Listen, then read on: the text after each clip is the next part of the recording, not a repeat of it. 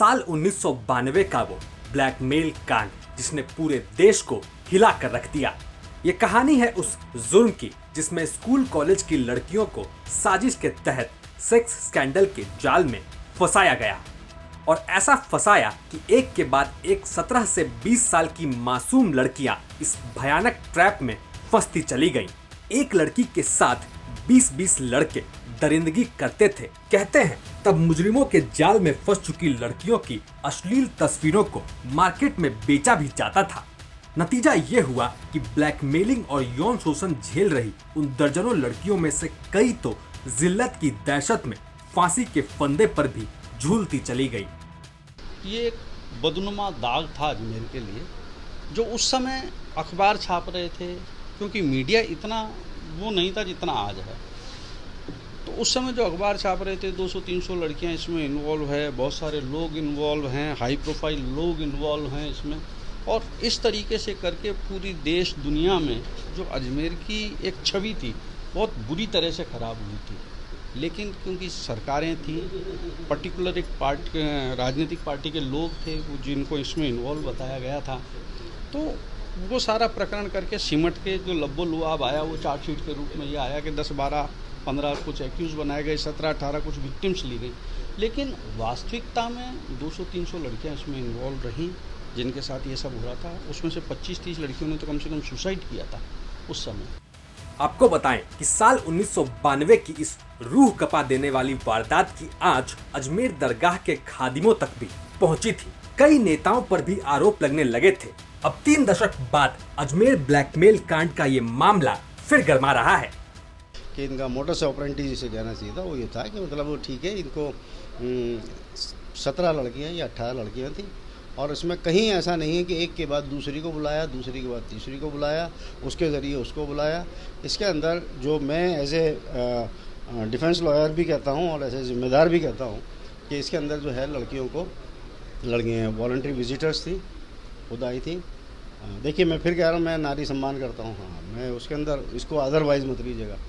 तो ये voluntary visitors थी, ये अपने खुद वहाँ पर आती थी और इनसे दोस्ती का और इनको थोड़ा चार्म था, जो भी था बहरहाल, तो उस हिसाब से वो इनसे दोस्ती थी इनकी और ख़ुद ही आती थी, ऐसी कुछ वो। अजमेर 92 मूवी को लेकर के आप क्या सोचते हैं? मूवी को लेकर तो की बात यह है कि मूवी के अंदर अभी पूरी मूवी ना किसी ने भी नहीं देखी।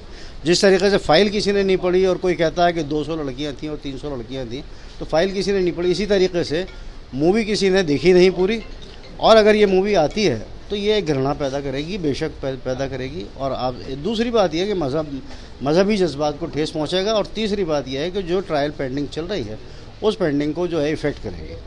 अजमेर ब्लैकमेल कांड पर जुलाई में एक फिल्म रिलीज होने जा रही है, जिसे लेकर दावा किया जा रहा है कि ये फिल्म 1992 में अजमेर में हुए इसी ब्लैकमेल कांड की सच्ची घटनाओं पर आधारित है। इसे लेकर अब खादिम समुदाय के साथ मुस्लिम समाज के कई संस्थाओं ने इसका विरोध करना शुरू कर दिया है।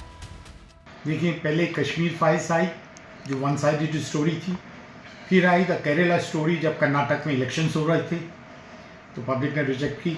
उसमें 32 फीमेल्स को विक्टिम बताया था, 32,000 फीमेल्स को पता चला 3 थी केरला हाई कोर्ट में। इसी तरह से ये अजमेर फाइल्स में कुल 12 लड़कियां हैं जिनको 250 लड़कियां कहा जा रहा है, और एक इंस्टीट्यूशन को ख्वाजा गरीब नवाज की दरगाह, ख्वाजा मुइनुद्दीन चिश्ती की दरगाह को ब्लेम किया जा रहा है, जबकि इस दरगाह में ऐसी कोई घटना घटित नहीं हुई। और उससे जुड़े हुए चिश्ती फ्रेटर्निटी को बदनाम किया जा रहा है, जबकि हमारे यहाँ 5,000 खुद्दाम हैं। अगर कुछ लोग पॉलिटिकल पार्टी में थे, 4-5 लोग, तो उसमें अन्य समाज के लोग भी थे, लेकिन सिर्फ चिश्ती फैमिली को टारगेट किया जा रहा है। चूँकि राजस्थान में इलेक्शन होने वाले हैं तो माहौल को पोलराइज करने के लिए किया जा रहा है, और जो लोग इसमें इन्वॉल्व थे वो हर समाज के थे, लेकिन सिर्फ हमारी फैमिली के लोग, चिश्ती फैमिली के लोगों को टारगेट करने की कोशिश की गई है।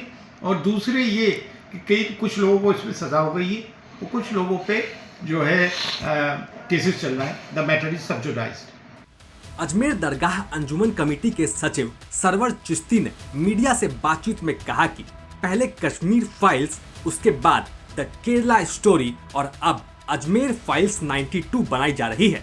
ये एक खास समुदाय को टारगेट करने की कोशिश है, और जब शिकायत सिर्फ 12 लड़कियों ने ही दी थी तो फिल्म में 250 क्यों बताया जा रहा है? फिल्म में अजमेर शरीफ की दरगाह का जिक्र क्यों किया जा रहा है, और जब लड़कियों के ब्लैकमेलिंग में और भी लोग शामिल थे तो केवल खादिम का नाम ही क्यों लिया जा रहा है। बहरहाल अब बड़ा सवाल यही है कि इतने बड़े कांड के 30 साल बीत जाने के बाद भी पीड़ितों को न्याय क्यों नहीं मिला और ना ही सारे आरोपियों को पकड़ा गया।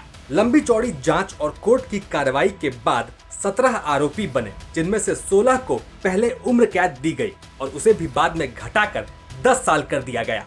आज अजमेर ब्लैकमेल कांड की पीड़ित लड़कियों में से कोई नानी बन चुकी है, कोई दादी, लेकिन उम्र की इस दहलीज में भी उन्हें इंतजार है तो बस इंसाफ का। राजस्थान तक के लिए अजमेर से चंद्रशेखर शर्मा की रिपोर्ट।